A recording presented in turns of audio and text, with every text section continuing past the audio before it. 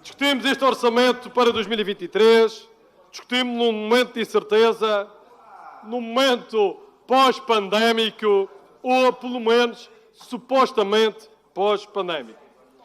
Por isso, desconfio muito daqueles que aqui ou fora daqui têm a total certeza do futuro e que se arrogam que têm as melhores soluções. Há aqui nesta casa quem acha que sabe tudo e já sabe o futuro, mesmo neste quadro de incerteza.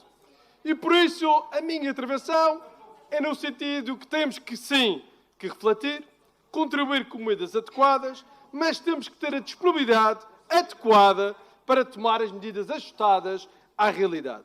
E o orçamento para 2023 é disso um bom exemplo. Ou seja, tem um conjunto vasto de medidas de alcance social e económico, mas mostra também que o Governo tem uma atenção especial para a realidade e acompanhará a necessidade de reforçar as medidas para os desafios do próximo ano. É essa a segurança e a confiança que podemos ter neste momento e em quem nos governa. Proximidade e noção da realidade, sem a demagogia ou o populismo fácil que abunda na nossa oposição. Senhoras e senhores deputados, este orçamento conclui uma legislatura atípica, onde, após uma grave crise pandémica, conseguimos novamente realizar uma notável recuperação económica, com crescimento do PIB e uma recuperação social com destaque para a redução do desemprego para 6,2%, ou seja, desde 2015, que temos conseguido recuperar das sucessivas crises e pôr a Madeira a crescer. Estamos a recuperar, estamos a crescer, mas infelizmente já assistimos a uma nova crise internacional, uma crise que se instala rapidamente, tal como uma tempestade, sendo que ainda não sabemos qual a sua intensidade, se vai nos atingir na globalidade, parcialmente, ou se passará ao lado. Mas fica também muito tempo, ou será passageira. E por isso, quer queiramos, quer não, a Madeira não estará imune a esta realidade do país e do mundo. Pois, a guerra, sim, a guerra, na Ucrânia é real. E pasme, até que o Sr. Deputado Ricardo Luz e o PCP, após 8 meses, já o reconhecem. E por isso, é óbvio que essa guerra veio alterar o rumo dos acontecimentos. Mas a inflação, que já andava por aí, acelerou agora com este cenário de guerra e retira rendimentos e condiciona o nosso dia-a-dia. Este é o cenário de 2022 que nos obriga a preparar 23. Mas, senhoras e senhores deputados, andam por aí alguns deputados aqui nesta casa que não governam e onde governam, nada sabem ou nada resolvem. Mas aqui neste Parlamento gostam muito dos indicadores sociais. E hoje já tivemos a oportunidade de ouvir aqui diversas vezes falar de indicadores sociais, destacando sempre os negativos quando são melhores nos Açores do que na Madeira, ocultando quando são melhores na Madeira, depois escolhem alguns indicadores nacionais, mas de preferência escondendo os indicadores nacionais que são piores do que a Madeira, pois, imaginem só, não vai aqui ninguém se lembrar que o PS governa o país. E por isso, esses indicadores são para esconder, como é óbvio.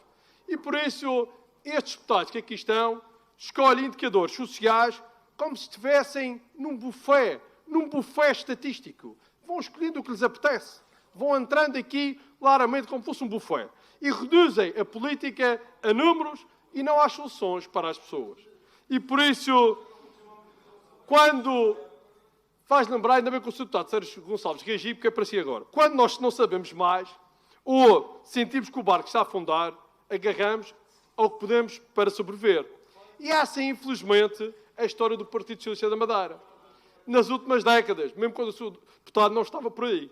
E, pelos vistos, não há comandante novo que consiga navegar um barco remendado, pestilento e com uma tripulação cheia de facas afiadas. Este é o cenário do Partido Socialista neste momento. É um barco remendado, pestilento e com uma tripulação cheia de facas afiadas prontas para o ajuste de contas. Senhoras e senhores deputados, eu não me dirigi a ninguém em especial, mas nós sabemos quem são os especialistas nas facas afiadas e andam por aqui há algum tempo.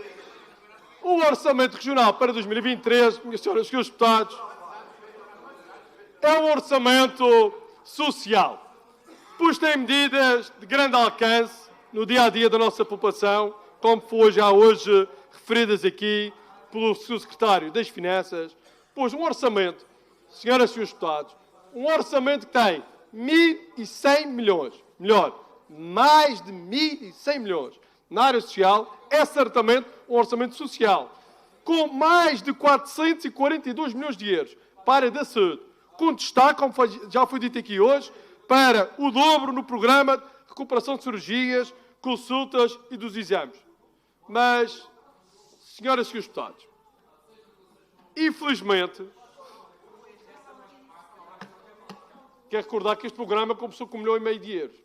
Mas, infelizmente, aqueles que aqui sabem tudo, os tais que aqui sabem tudo, são aqueles que em Lisboa, no Porto, em Braga, em Faro, não conseguem resolver as cirurgias, as consultas, as urgências.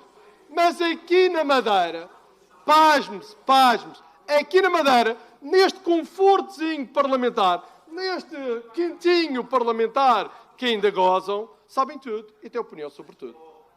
Isto é estranho ter tanta sabedoria, é estranho que essa sabedoria não funcione internamente. Eu penso que não deve haver reuniões internas, porque não conseguem passar essa sabedoria a quem está em Lisboa. E até mesmo aos cabecilhas, aqueles que já abandonaram deste grupo, os cabecilhas, que enquanto por aqui andavam, também falavam da saúde e também criticavam a saúde, mas agora, esses cabecilhas, nos corredores de Lisboa, já se esqueceram e a subiam para o lado. Ou seja, de repente, já não se sabe nada de saúde naqueles cabecilhas que andaram por aqui há algum tempo e que certamente deixaram aqui órfãos alguns dos deputados aqui presentes. E por isso, senhoras e senhores deputados, eu volto a dizer, este orçamento é social porque tem medidas concretas na área social. Mas tem de uma forma transversal, porque abrange as várias classes e as faixas etárias, como é o caso do programa Mais Visão, que vai desde os 65 anos aos jovens, o Kit Bebé que serve para todos, sem exceção, ao complemento regional para idosos. Senhor Presidente, senhoras e senhores deputados, nós damos o complemento regional para idosos. E damos. E sabem porquê que nós damos? Nós damos porque as pensões do Estado são baixas. Porque o Estado paga mal aos reformados, aos pensionistas. Pois o Partido Socialista não aumenta as pensões de forma suficiente e de acordo com a inflação. Porque sujeita os reformados e os pensionistas ao empobrecimento. E é isso que leva a que a região tenha que reforçar o programa regional para idosos. Por isso é que o Estado não assume as suas responsabilidades e cabe à região substituir o Estado. Mas este orçamento é também social porque tem respostas ajustadas e atuais, como é o caso do PROAGE, que corresponde às necessidades das famílias, que necessitam de um complemento ao rendimento mensal, que pode chegar a 960 euros no ano. Ou seja, nós temos medidas para as famílias que têm trabalho, mas que precisam de um complemento, da mesma forma que temos para a redução dos espaços sociais, porque temos que contribuir fortemente para a mobilidade e para o orçamento familiar. Mas posso enumerar muito mais, como o caso do programa Estante Insular, onde a mobilidade dos jovens, dos estudantes, está em causa perante a voracidade da TAP pública, que aqui o PCP e o PS tanto falaram, que é hoje aquela mais cara, é só a companhia mais cara. É que a TAP é só a companhia mais cara na Rota da Madeira. E ela é pública. Reparem bem como é que se pode defender uma empresa pública quando é a empresa mais cara a operar no mercado. É um grande exemplo dos privados. Imaginem se fosse ao contrário, o que não seria o discurso desta casa. Mas a tal TAP desta esquerda, esta TAP desta esquerda, é aquela que, além de impedir a mobilidade dos estudantes, também impede que o governo do Partido Socialista faça a revisão do subsídio de mobilidade. E qual é o argumento? o argumento é sempre o mesmo. Temos que estudar uma solução que agrade os operadores. Oh, Sr. Presidente, nós estamos de acordo. Uma solução que agrade os operadores, nós estamos de acordo. Porque se há pessoas, se há partido, se há governo que pode falar nessa solução, é o Governo Regional. Porque foi o Governo Regional que encontrou uma solução no âmbito do Estado insular que agradou os operadores e os residentes. E eu pergunto, porquê que o Governo da República não o faz? Porquê que o Governo da República não põe uma solução em cima da mesa, uma lei equilibrada, que assume o compromisso com os operadores e com a expectativa financeira dos residentes? Ou será que o PS não quer? Será que o PS prefere usar os operadores para ameaçar? É verdade ou não é verdade? Sempre que se fala na lei, aparecem sempre operadores motivados pelo Partido Socialista. E aos senhores deputados, era bom que o Governo da República assumisse que é possível negociar com os operadores e acautelar os residentes. É bom, é que queiram fazer e não adiar. Senhoras e senhores deputados, eu podia enumerar mais 5 ou 6 dezenas de medidas que estão num quadro. Ao senhor deputado da Ribeira Brava, com devido respeito por si, não lhe deixam falar dentro de casa, o problema é seu, não é meu. Ao senhor deputada, eu sei que até na Ribeira Brava já perdeu o espaço, mas eu não tenho culpa, não tenho culpa. Veja lá se ainda vai a tempo. Poderia enumerar mais 5 ou 6 dezenas de medidas que estão num quadro de resumo do orçamento, cuja clareza felicito o Governo e convido às senhoras jornalistas e aos senhores jornalistas e à população em geral que a possam ler. Vou beber água enquanto.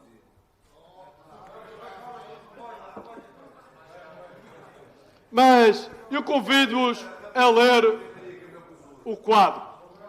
Mas, infelizmente, os deputados da oposição, mesmo lendo, não chegaram lá. O seu secretário, Rogério, teve a oportunidade de hoje dizer aqui, Rogério Gouveia, que está aí a proposta, este orçamento é bom, e está aí os documentos. Nunca tive informação tão clara como está neste orçamento.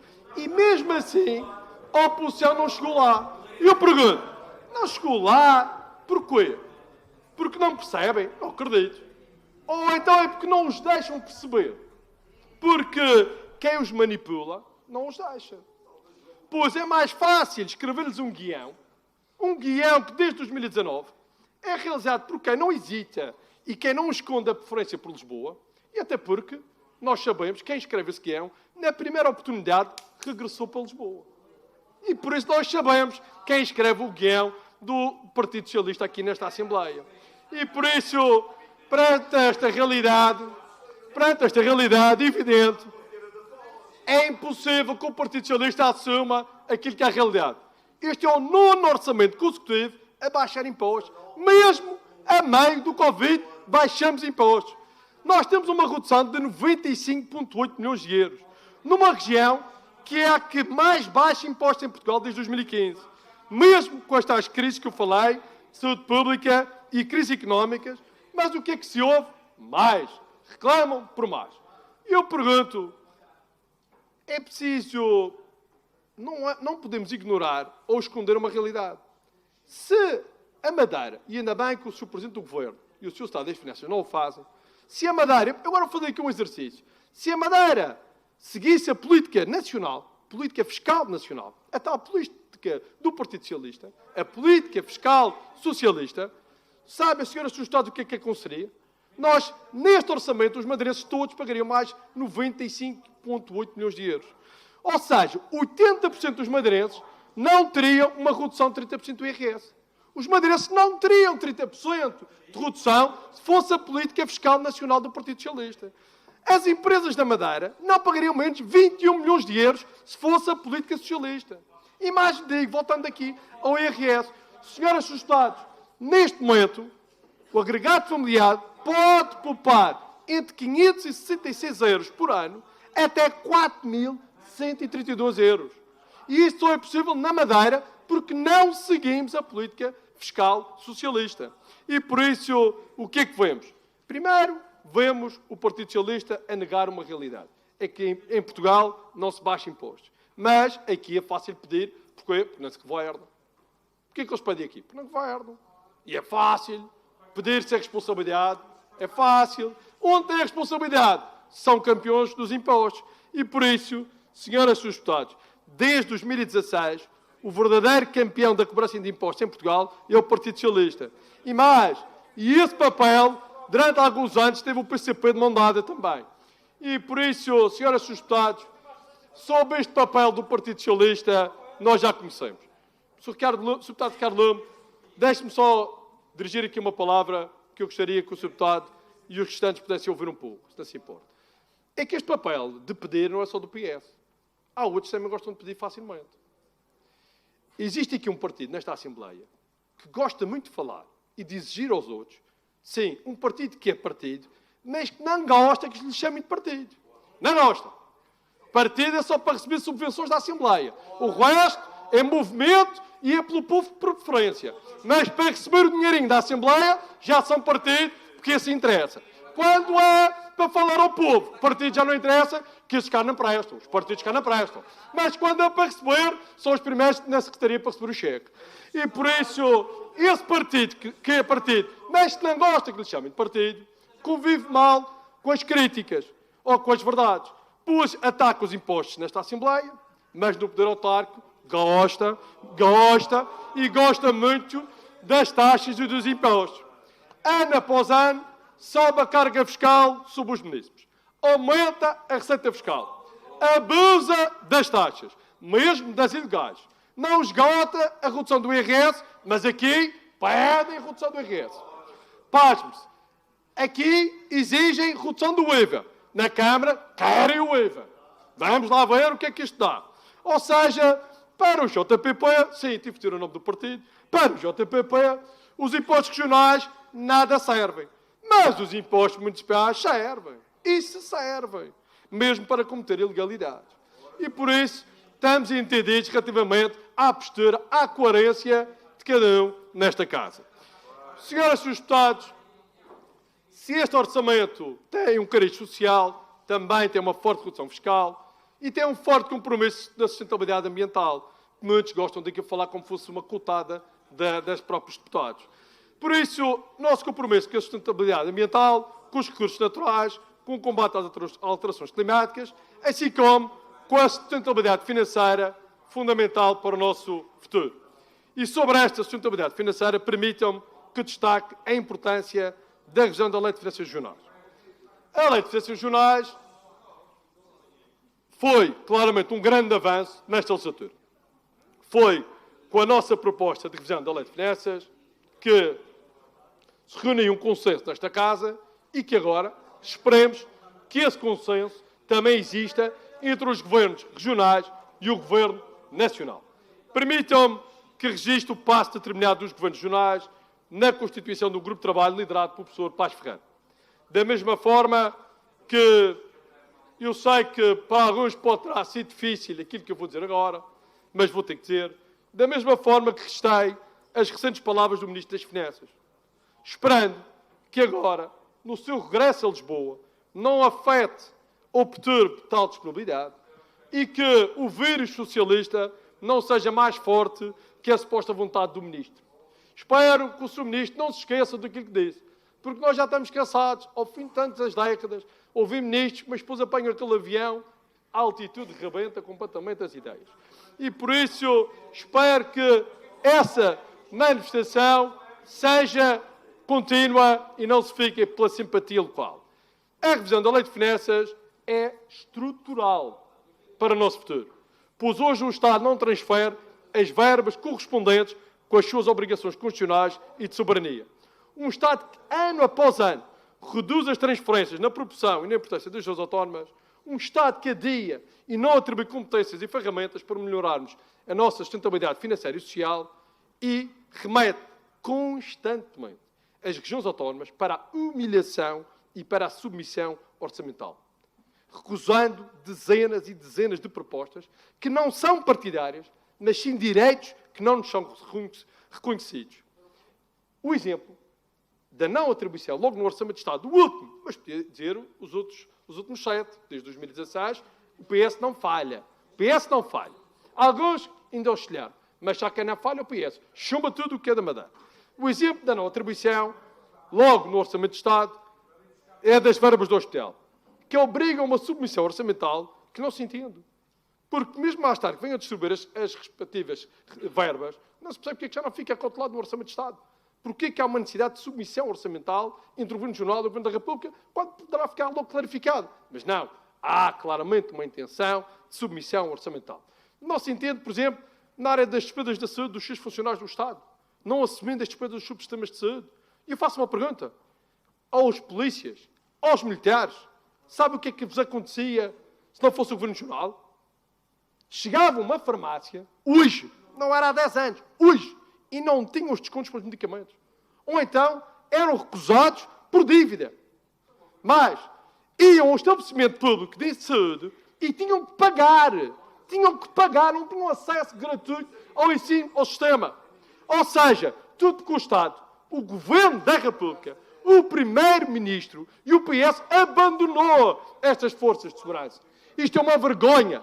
É uma vergonha o que se passa. Um Estado de Direito não pode abandonar nem os seus militares, nem a sua polícia. Isto é uma vergonha que o Partido Socialista, ano após ano, recusa-se a resolver. Isto é um escândalo, porque não é só dever o dinheiro à Madeira, é abandonar aqueles que estão a cara pelo país, pelo Estado de Direito. Isto é algo inconcebível que nós não podemos nos calar. Por isso, podia dar mais exemplos de submissão, porque eu acho piada, ainda hoje falou-se daqui, acho que foi um secretário que falou nessa matéria, e os seus deputados do Partido Socialista indignaram-se logo. Aqui, os orçamentos de Estado, aqueles que aqui choram pelo voto a favor, em Lisboa, enchem o peito. Enchem o peito e levantam-se para votar contra. Propostas da Madeira. Independentemente se foi do PSD ou do despartido. É que nem é só do PSD. Chumbam tudo. Mas andaram aqui há pouco tempo. Foram eleitos, ao mesmo tempo todos os Estados que aqui estão, e assumiram compromisso de defender a Madeira. E são os primeiros à Assembleia da República, de peito feito, em pé, a chumbar as propostas da Madeira. E por isso, senhoras e senhores deputados, eu podia enumerar muitas, mas não vou fazer, porque bastava recordar o FEG, o tal dos saltinhos em Mexico, o Passo 23, os meios incêndios, as taxas aeroportuárias, são tantas, são dezenas, chumbadas, sempre chumbadas, desde 2016, pelo atual Partido Socialista e o Primeiro-Ministro. Mas, senhoras e senhores deputados, julgo que este orçamento é por si suficiente para aquilo que são os desafios do próximo ano e por isso gostaria de terminar esta minha intervenção assumindo que, em nome do Grupo Parlamentar do PSD, o nosso compromisso de estabilidade parlamentar em parceria com o CDS. A estabilidade parlamentar é fundamental para assegurar esta maioria e, em especial, para os compromissos e as necessidades da nossa população. Por isso, reafirmo que só com estabilidade é possível ter um bom governo. Só com estabilidade foi possível responder à maior crise de saúde pública de sempre. Só com estabilidade é possível baixar impostos. Só com estabilidade é possível assumir medidas sociais de grande alcance. E só com estabilidade será possível cumprir o programa de governo com a nossa população.